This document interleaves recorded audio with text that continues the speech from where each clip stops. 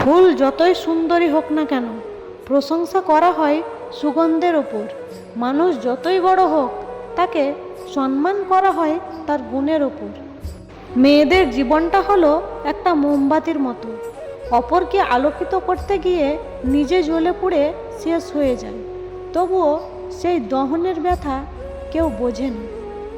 চোখে দেখা সব জিনিস যেমন সত্যি হয় না, খুব কাছে আসা সব মানুষ তেমনই আপন হয় না। অকারণে কেউ কোনোদিনও বদলে যায় না। সময় আর পরিস্থিতি মানুষকে বদলাতে বাধ্য করে।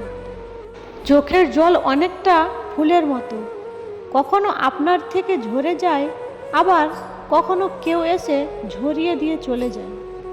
পরিবারের সাথে রক্তের সম্পর্ক, আর স্বামী স্ত্রীর সম্পর্ক আত্মার সম্পর্ক।